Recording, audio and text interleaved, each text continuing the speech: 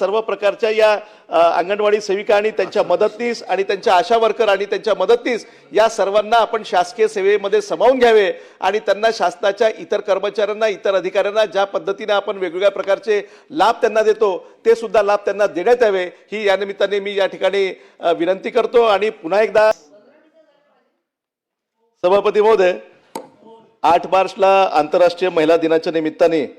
आज या अर्थसंकल्प अधिवेशनामध्ये माननीय उपसभापतींनी महिला दिनाच्या निमित्ताचं औचित्य साधून या ठिकाणी महिलांच्या वेगवेगळ्या प्रश्नांवर त्याचा उहापोह करण्यासाठी त्यावर काहीतरी चांगलं समाधान करण्यासाठी एक प्रस्ताव सादर केलेला आहे। त्या प्रस्तावाचं समर्थन करण्याकरता मी या ठिकाणी उभा आहे। आज या प्रस्तावाच्या निमित्ताने आमच्या भगिनी मनीषाताई कायंदे, चित्राताई वाघ यांनी अतिशय सुंदर अशा पद्धतीच्या महिलांच्या अनेक व्यथा मांडल्या। दरवर्षी आपण अर्थसंकल्प अधिवेशनाच्या निमित्ताने मार्च महिन्यामध्ये आपलं हे अधिवेशन असते आणि म्हणून त्यानिमित्ताने आपण दरवर्षी अशा पद्धतीचा प्रस्ताव हा सभापतींच्या माध्यमातून या सभागृहामध्ये चर्चेला येतो।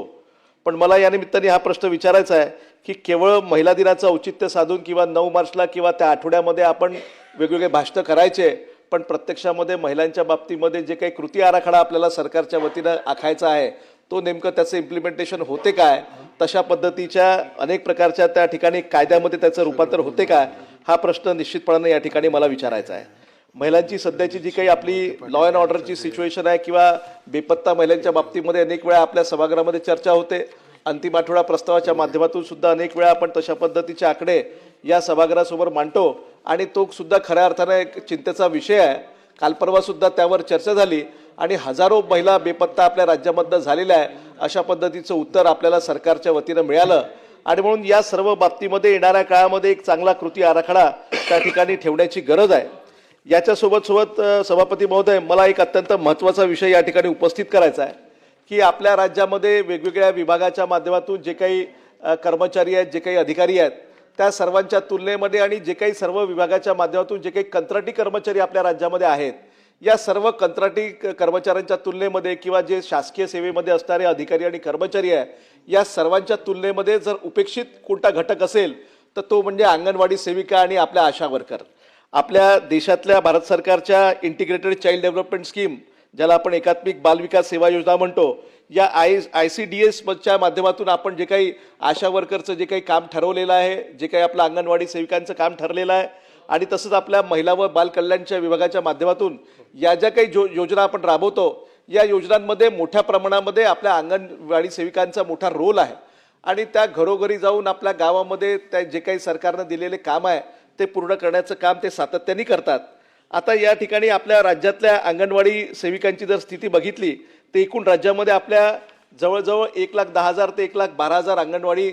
केंद्र कार्यरत आहे, ज्याच्यापैकी जवळपास ग्रामीण भागामध्ये 85,000 पेक्षा अधिक अंगणवाडी केंद्र आहेत आणि शहरी भागामध्ये जवळपास 25,000 आहेत। या संपूर्ण ज्या अंगणवाडी योजनेच्या अंतर्गत त्या अंगणवाडी सेविकांना ज्या पद्धतीचं काम करावं लागते, किती लोकांना ते कव्हर करतात याचा जर आपण त्या अंदाज घेतला, त्याची संख्या लक्षात घेतली तर जवळजवळ नवीन जन्माला बालक ते 6 वर्षाचे असलेले बालक याच्यामध्ये 75 ते 80 लाख बालकांना अनेक प्रकारच्या त्यांच्या आरोग्याच्या संदर्भामध्ये सुविधा प्रदान करण्याचं काम यांच्यामार्फत केलं जातं आणि तसंच गर्भवती महिलांच्या बाबतीमध्ये जवळजवळ 8 ते 10 लाखाचा आकडा आपल्या राज्यामध्ये मोठ्या प्रमाणामध्ये आहे। स्तनदामाता या सुद्धा 7 ते 8 लाख आहे आणि जवळजवळ एकूण लाभार्थी जर आपण पाहिले तर 90 लाखापेक्षा जास्त अधिक अशा पद्धतीची संख्या त्या सर्व लाभार्थ्यांची आहे। म्हणजे एवढ्या मोठ्या प्रमाणामध्ये आपल्या आशा वर्कर आणि अंगणवाडी सेविकांच्या माध्यमातून त्या घराघरापर्यंत पोहोचवून तशा पद्धतीचे कामं हे त्यांच्या माध्यमातून होतात। आपल्या राज्यातल्या प्रत्येक ठिकाणी ज्या काही मान्यताप्राप्त आपल्या सार्वजनिक आरोग्य कार्यकर्ता आहेत त्याच्यामध्ये माता बालरोग लसीकरणचा कार्यक्रम आपण हातामध्ये घेतो, कुटुंब नियोजनाचं योजना आहे, साथीचे रोगाची जनजागृती आहे, गरोदर महिलांची त्या ठिकाणी तपासणी आहे, बाळंतपण लसीकरण आहे, आरोग्य केंद्रामध्ये त्यांना नेणे, त्यांच्यावर प्राथमिक औषधोपचार करणे, ग्राम आरोग्य आराखडा तयार करणे आणि गावांमध्ये जन्म मृत्यूची नोंद ठेवणे, अशा पद्धतीचे सर्व कामं शासनाच्या वतीनं आपल्या अंगणवाडी सेविका आणि आपल्या आशा वर्कर सातत्याने करतात।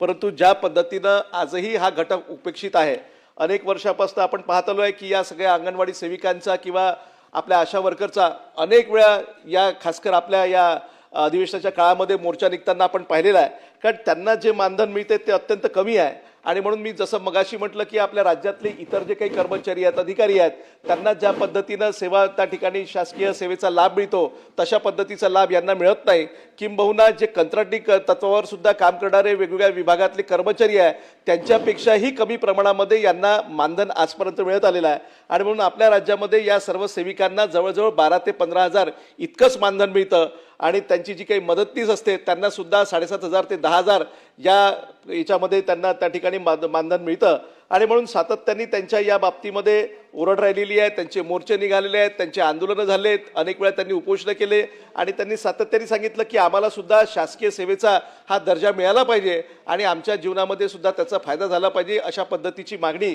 ही सातत्याने त्यांची आहे। परंतु अजूनपर्यंत आपण अशा पद्धतीचा निर्णय घेतला नाही। खरं म्हणजे प्रायव्हेट सेक्टरमध्ये काम करणाऱ्या जे काही कारखाने आहेत, जे काही फॅक्टरी आहेत, जे काही शाळा कॉलेजेस आहेत, आपल्या सेल्फ फायनान्स तत्वावर सुद्धा चालणारे कॉलेजेस आहेत, या कुठल्याही ठिकाणी 20 पेक्षा अधिक कर्मचारी ज्या ठिकाणी असेल त्यांना EPFचा कायदा आपण लागू करतो, त्यांना त्या ठिकाणी जे एम्प्लॉयरचं कॉन्ट्रीब्युशन आहे ते सुद्धा द्यावं लागते आणि तशा पद्धतीनं त्यांना काही ना काही प्रमाणामध्ये जेव्हा ती ते नोकरी सोडतात तेव्हा त्याचा फायदा त्यांना होतो। पण सरकार जेव्हा अशा पद्धतीचा निर्णय हे प्रायव्हेट सेक्टरवर लागू करते, स्वतःवर मात्र तशा पद्धतीचे निर्बंध सरकार लावत नाही। आणि म्हणून आपल्या राज्यामध्ये लाखोंच्या संख्येने हे आशा वर्कर आणि या अंगणवाडी सेविका असताना आणि सातत्याने त्या गावागावामध्ये घरोघरी फिरून सर्व प्रकारच्या सार्वजनिक आरोग्याच्या सुविधा उपलब्ध करत असताना सुद्धा त्या मात्र आपल्या अंगणवाडी सेविका आणि आशा वर्कर उपेक्षित आहे आणि त्यांचे खरं म्हणजे ते EPFचे पैसे जे शासनाच्या वतीनं कपायला पाहिजे दरवर्षी, दर महिन्यामध्ये त्यांची त्या मानधनाच्या सोबत जी कपात व्हायला पाहिजे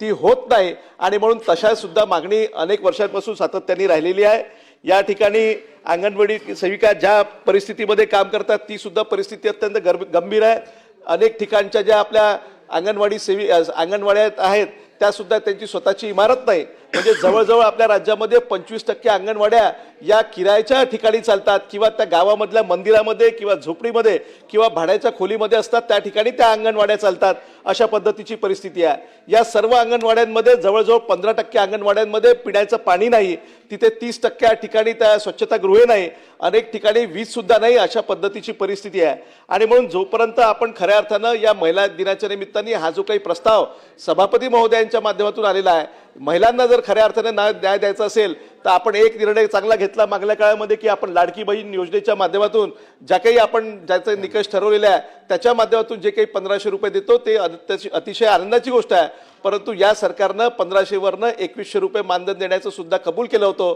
तर त्या आश्वासनाचा सरकारला विसर पडता कामा नये आणि येणाऱ्या काळामध्ये 2100 रुपये आपण केले पाहिजे ही तर मागणी आहेच, पण तो एक तात्पुरती ती सोय आहे। पण त्याच्या पलीकडे आपल्या राज्यातल्या खासकर या अंगणवाडी सेविका आणि या आशा वर्कर यांना जर खऱ्या अर्थाने न्याय द्यायचा असेल, महिलांना न्याय द्यायचा असेल, तर हे जे काही प्रश्न आज या ठिकाणी या सभागृहामध्ये या प्रस्तावाच्या निमित्ताने उपस्थित करण्यात आलेले आहे त्याच्यावर सरकारनं लक्ष दिलं पाहिजे। आणि या सर्व अंगणवाडी सेविका आणि सगळ्या आशा वर्कर यांना जोपर्यंत आपण सरकारी सेवेचा आपण त्यांना दर्जा देणार नाही, त्यांना तशा पद्धतीचे लाभ देणार नाही, तोपर्यंत खऱ्या अर्थानं त्या महिला दिनाचं खऱ्या अर्थानं त्याचा गौरव होणार नाही। आणि म्हणून माझी या प्रस्तावाच्या माध्यमातून विनंती आहे की आपल्या राज्यातल्या सर्व प्रकारच्या या अंगणवाडी सेविका आणि त्यांच्या मदतनीस आणि त्यांच्या आशा वर्कर आणि त्यांच्या मदतनीस या सर्वांना आपण शासकीय सेवेमध्ये सामावून घ्यावे आणि त्यांना शासनाच्या इतर कर्मचाऱ्यांना, इतर अधिकाऱ्यांना ज्या पद्धतीने आपण वेगवेगळ्या प्रकारचे लाभ त्यांना देतो ते सुद्धा लाभ त्यांना देण्यात यावे, ही या निमित्ताने मी या ठिकाणी